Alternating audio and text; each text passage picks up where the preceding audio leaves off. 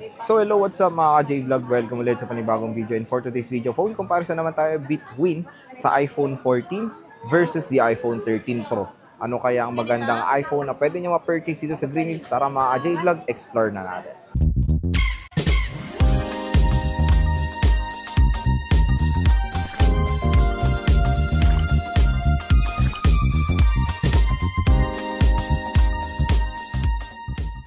So yan for today's video, yan dito ngayon tayo sa Green Hills.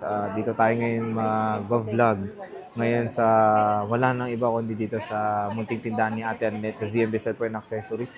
And our topic for today, iPhone comparison sa iPhone 14 versus the iPhone 13 Pro. So maganda yung compare itong dalawang smartphone na to dahil hindi naman po sila ganun nagkakalayo ng presyo.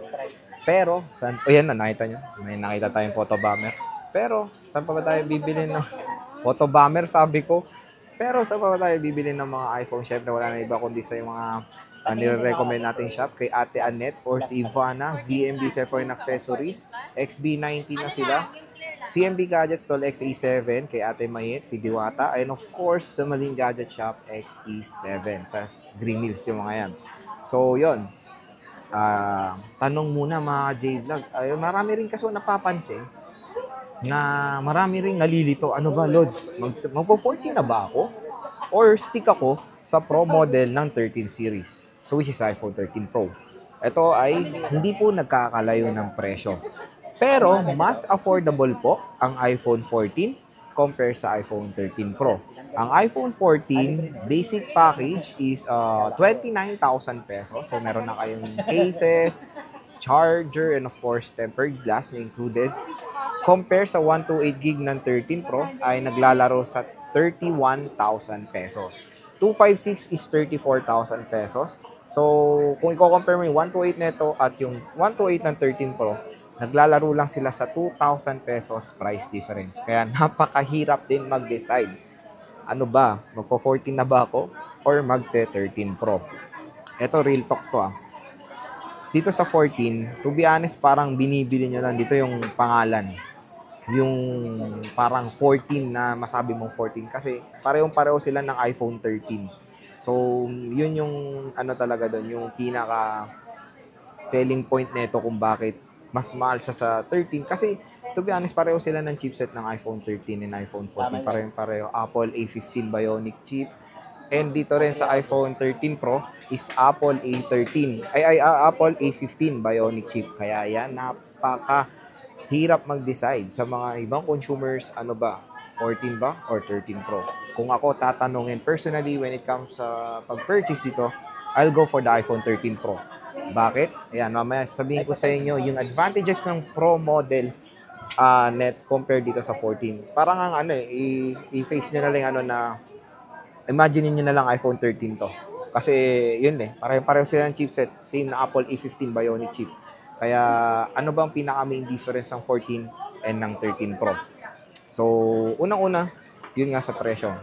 2,000 pesos na ng price difference, pero syempre, iba malaking bagay na rin ng 2,000 pesos. Kaya maraming talagang yung sobrang mag-isip ano ba yung mga pwedeng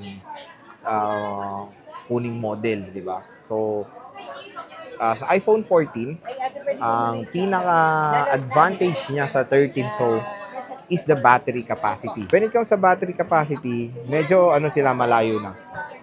The iPhone 13 Pro is 3,095 mAh. Compare sa iPhone 14 is that 3,275 mAh. So, syempre, battery-wise, capacity, panalo ang 14 compare sa 13 Pro. When it comes sa aperture ng lente, ito maganda dito kasi pareho na sila. Kasi sa iPhone 13, mas mataas ang aperture nun, f1.6. Ito is f1.5.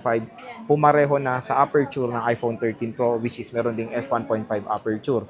12 megapixel na main camera. Both is meron ding 12 megapixel ultra-wide camera.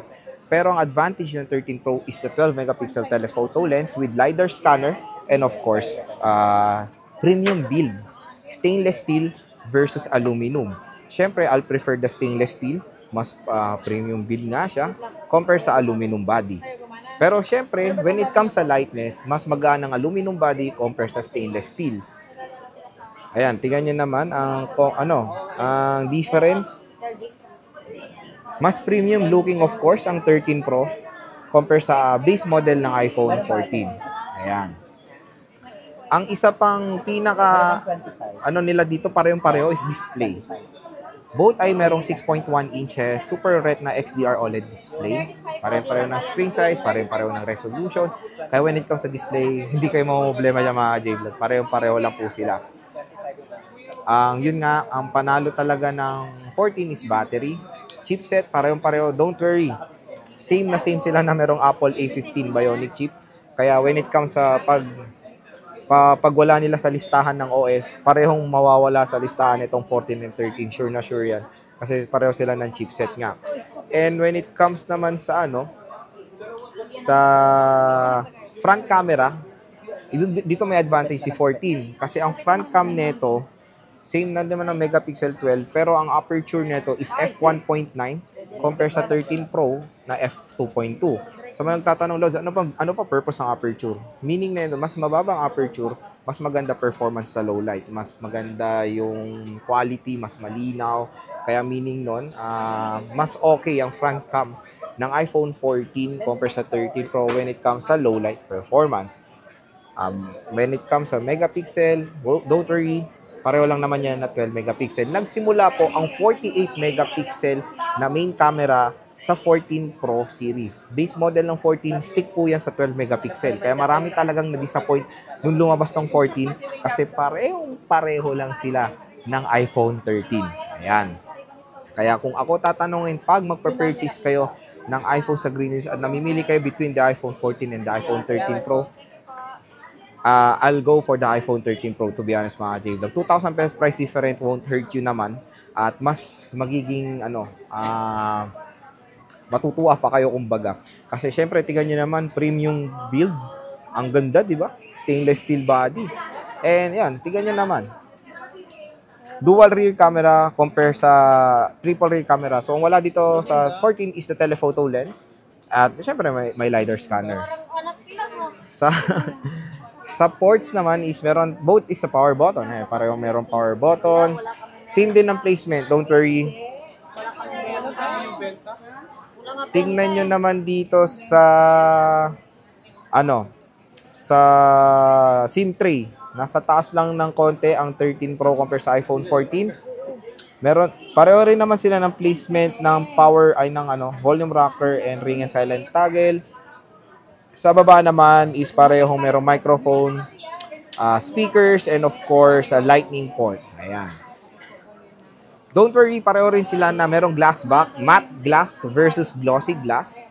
And pagdating naman sa screen size, pareho sila na merong 6.1 inches. So, yon ang mga difference ng iPhone 14 and iPhone 13 Pro. Kaya yon, kung bibili kayo nitong mga smartphone na to, syempre, saan pa ba? Wala nang iba kundi sa CMB Gadgets kay Ate Mayet, Stolex A7, ZMB Cellphone Accessories kay Ivana, kay Ate Annette, and of course, Malin Gadget Shop. Hintayin kayo nila dan. At ang maganda kasi dun mga J-Vlog, pag sinabi nyong napanood nyo sa vlog, automatic po, meron kayong 500 pesos na cash discount. Marami rin naman silang available colors, don't worry. And when it comes sa battery, matataas din naman ang battery capacity. Pwede nyo rin i-through tools para makita. And ito I think nasa 90 plus ang battery health ito. Tapos ito rin, pareho mataas din naman ang mga battery health. Kaya don't worry, legit naman ang mga iPhones ito kaila Ate Annette dito sa Green Hills. At ayun, parating nyo galing na sinabi na panood nyo lang sa vlog, even the phone comparison, na panood nyo lang sa vlog, ay meron kayong automatic na 500 pesos na cash discount. At ang maganda rin doon mga ka-J-Vlog, matagal pa rin po magiging relevant sa market. The 13 and the 13 Pro kasi matagal pa rin po ito masosupport ng mga OS updates ng Apple. So yun ang ating phone comparison versus the iPhone 14. So yun ang ating phone comparison sa iPhone 14 versus iPhone 13 Pro.